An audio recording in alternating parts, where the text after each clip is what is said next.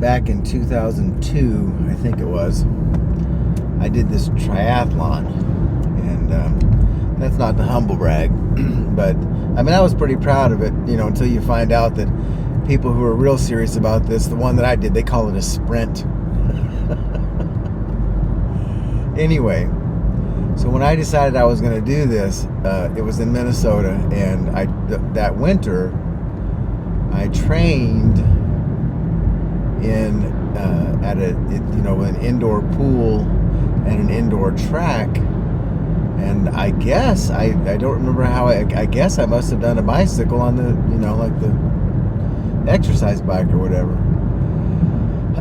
But anyway, so I figured, and they, if I remember correctly, this thing they ran it sometime in June, like the first week in June, and it was Lake Waconia, and so I think it was like the beginning of May. I thought, well, I need to start going out there and swimming so I can get used to the, not being in a pool and swimming in cold water and all that sort of stuff like that. So one morning, and I did buy a wetsuit. By the way, they don't help a lot, at least in my experience. It was not much help. So, oh my gosh. Sorry. This guy is out picking up trash on a 2-lane road at rush hour. And running across the lane in front of me, not just staying on his side of the road. Okay. Anyhow, that being said, my commentary about the traffic situation in North Carolina. God forbid Onslow County in the state of North Carolina should spend a penny on a shoulder or widening a road. Okay, anyway, so I decided I should start swimming in the lake to get used to the water. But my exercising, I've always done it before work.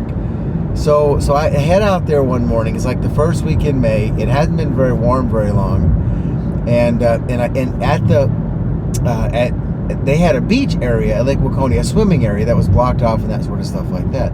Well, I wasn't about to swim out toward the middle of the lake by myself in the dark.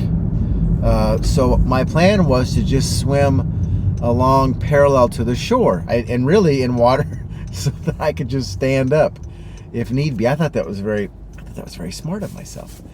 So I go out there, it's dark, it's before sunrise, and I get out there and the water is cold. Even so I think, oh, it's a wetsuit. I'll just get in with the wetsuit, and it didn't help a bit. I don't know what the purpose of a wetsuit is.